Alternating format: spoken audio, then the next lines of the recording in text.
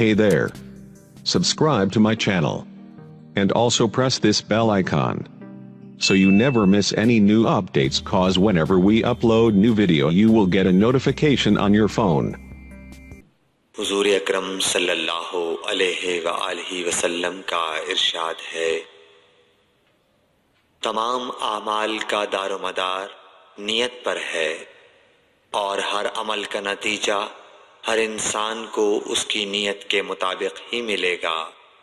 پس جس کی ہجرت دولت دنیا حاصل کرنے کے لیے ہو یا کسی عورت سے شادی کی غرض سے ہو، پس اس کی ہجرت انہی چیزوں کے لیے ہوگی جن کے حاصل کرنے کی نیت سے اس نے ہجرت کی۔ صحیح بخاری حدیث نمبر 1۔ حضور اکرم صلی اللہ علیہ وآلہ وسلم نے فرمایا کہ وحی نازل ہوتے وقت کبھی مجھ کو گھنٹی کی سی آواز محسوس ہوتی ہے، اور وحی کی یہ کیفیت مجھ پر بہت شاق گزرتی ہے۔ جب یہ کیفیت ختم ہوتی ہے تو میرے دل و دماغ پر اس فرشتے کے ذریعے نازل شدہ وحی محفوظ ہو جاتی ہے، اور کسی وقت ایسا ہوتا ہے کہ فرشتہ بشکل انسان میرے پاس آتا ہے اور مجھ سے کلام کرتا ہے، پس میں اس کا کہا ہوا یاد رکھ لیتا ہوں۔ صحیح بخاری حدیث نمبر 2۔ حضرت صلی اللہ علیہ وآلہ وسلم پر وحی کا ابتدائی دور اچھے سچے پاکیزہ خوابوں سے شروع ہوا۔ آپ خواب میں جو کچھ دیکھتے وہ صبح کی روشنی کی طرح صحیح اور سچا ثابت ہوتا۔ پھر من جانب قدرت آپ تنہائی پسند ہو گئے، اور آپ نے غار حرا میں خلوت نشینی اختیار فرمائی، اور کئی دن اور رات وہاں مسلسل عبادت اور یاد الہی و ذکر میں مشغول رہنے لگے۔ جب تک گھر آنے کو دل نہ چاہتا توشہ ہمراہ لیے ہوئے وہاں رہتے۔ توشہ ختم ہونے پر ہی اہلیہ محترمہ حضرت خدیجہ رضی اللہ تعالی عنہا کے پاس تشریف لاتے، اور کچھ توشہ ہمراہ لے کر پھر وہاں جا کر خلوت گزین ہو جاتے۔ یہی طریقہ جاری رہا یہاں تک کہ آپ پر حق منکشف ہو گیا، اور آپ غار حرا ہی میں قیام پذیر تھے کہ اچانک حضرت جبرائیل علیہ السلام آپ کے پاس حاضر ہوئے اور کہنے لگے کہ اے محمد پڑھو۔ آپ فرماتے ہیں کہ میں نے کہا کہ میں پڑھنا نہیں جانتا۔ آپ صلی اللہ علیہ وسلم فرماتے ہیں کہ فرشتے نے مجھے پکڑ کر اتنے زور سے بھینچا کہ میری طاقت جواب دے گئی، پھر مجھے چھوڑ کر کہا پڑھو۔ میں نے پھر وہی جواب دیا کہ میں پڑھا ہوا نہیں ہوں۔ اس فرشتے نے مجھ کو نہایت ہی زور سے بھینچا کہ مجھ کو سخت تکلیف محسوس ہوئی، پھر اس نے کہا کہ پڑھ۔ میں نے کہا میں پڑھا ہوا نہیں ہوں۔ فرشتے نے تیسری بار مجھ کو پکڑا اور تیسری مرتبہ پھر مجھ کو بھینچا، پھر مجھے چھوڑ دیا اور کہنے لگا کہ پڑھو اپنے رب کے نام کی مدد سے جس نے پیدا کیا اور انسان کو خون کی پھٹکی سے بنایا۔ پڑھو، اور آپ کا رب بہت ہی مہربانیاں کرنے والا ہے۔ بس یہی آیتیں آپ حضرت جبرائیل علیہ السلام سے سن کر اس حال میں غار حرا سے واپس ہوئے کہ آپ کا دل اس انوکھے واقعے سے کانپ رہا تھا۔ آپ حضرت خدیجہ کے ہاں تشریف لائے اور فرمایا کہ مجھے کمبل اوڑھا دو، مجھے کمبل اوڑھا دو۔ لوگوں نے آپ کو کمبل اوڑھا دیا۔ جب آپ کا ڈر جاتا رہا تو آپ نے اپنی زوجہ محترمہ حضرت خدیجہ رضی اللہ تعالی عنہا کو تفصیل کے ساتھ یہ واقعہ سنایا، اور فرمانے لگے کہ مجھ کو اب اپنی جان کا خوف ہو گیا ہے۔ آپ کی اہلیہ محترمہ حضرت خدیجہ رضی اللہ تعالی عنہا نے آپ کی ڈھارس بندھائی اور کہا کہ آپ کا خیال صحیح نہیں ہے۔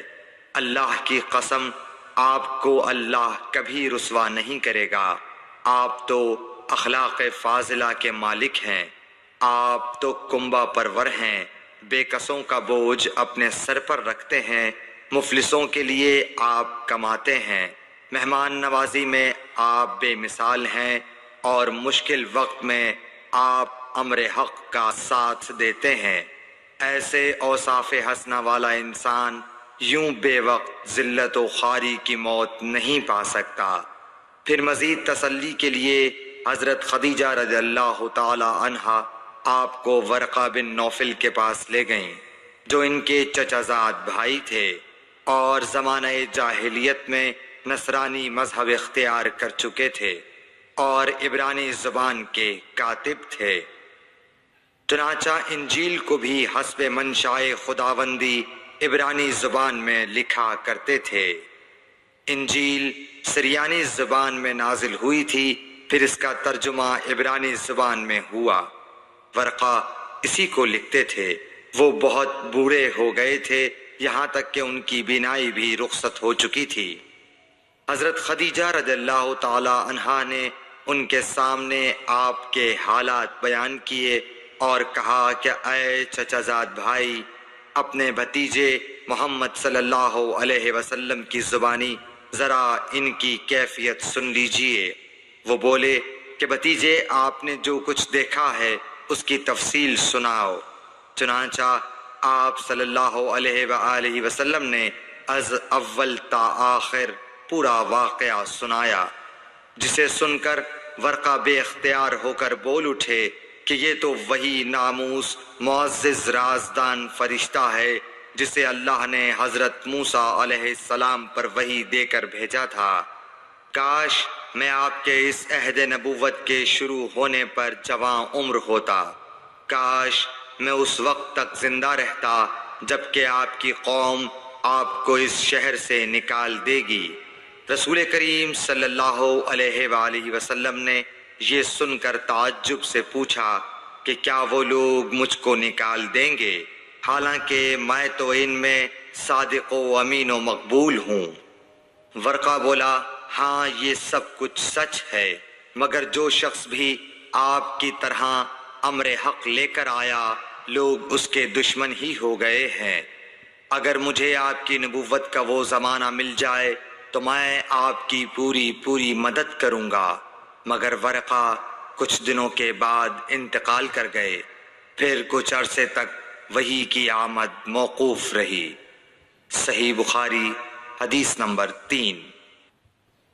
حضور اکرم صلی اللہ علیہ وآلہ وسلم نے وحی کے رک جانے کے زمانے کے حالات بیان فرماتے ہوئے کہا کہ ایک روز میں چلا جا رہا تھا کہ اچانک میں نے آسمان کی طرف ایک آواز سنی اور میں نے اپنا سر آسمان کی طرف اٹھایا۔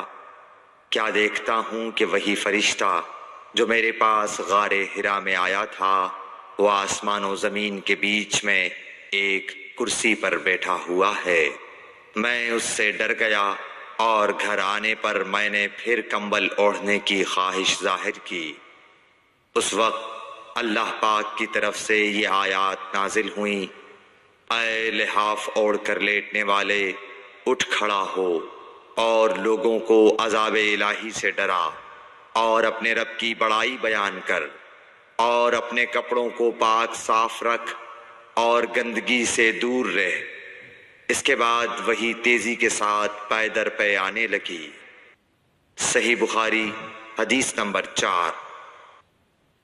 رسول اللہ صلی اللہ علیہ وآلہ وسلم نزول قرآن کے وقت بہت سختی محسوس فرمایا کرتے تھے، اور اس کی علامتوں میں سے ایک یہ تھی کہ یاد کرنے کے لیے آپ اپنے ہونٹوں کو ہلاتے تھے۔ ابن عباس رضی اللہ تعالیٰ عنہ نے کہا، میں اپنے ہونٹوں کو ہلاتا ہوں جس طرح آپ ہلاتے تھے۔ سعید کہتے ہیں، میں بھی اپنے ہونٹ ہلاتا ہوں جس طرح ابن عباس رضی اللہ تعالیٰ عنہ کو میں نے ہلاتے دیکھا۔ پھر انہوں نے اپنے ہونٹ ہلائے۔ ابن عباس رضی اللہ تعالیٰ عنہ نے کہا، پھر یہ آیت اتری کہ اے محمد قرآن کو جلد جلد یاد کرنے کے لیے اپنی زبان نہ ہلاؤ، اس کا جمع کر دینا اور پڑھا دینا ہمارا ذمہ ہے۔ حضرت ابن عباس رضی اللہ تعالی عنہ کہتے ہیں یعنی قرآن آپ صلی اللہ علیہ وآلہ وسلم کے دل میں جمع دینا اور پڑھا دینا ہمارے ذمہ ہے۔ پھر جب ہم پڑھ چکے تو اس پڑھے ہوئے کی اتباع کرو۔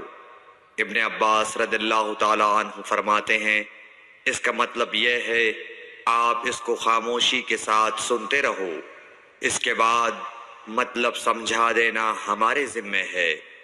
پھر یقیناً یہ ہماری ذمہ داری ہے کہ آپ اس کو پڑھو یعنی اس کو محفوظ کر سکو۔ چنانچہ اس کے بعد جب آپ کے پاس حضرت جبرائیل علیہ السلام وحی لے کر آتے تو آپ توجہ سے سنتے، جب وہ چلے جاتے تو رسول اللہ صلی اللہ علیہ وسلم اس وحی کو اس طرح پڑھتے جس طرح حضرت جبرائیل علیہ السلام نے اسے پڑھا تھا۔ صحیح بخاری حدیث نمبر 5۔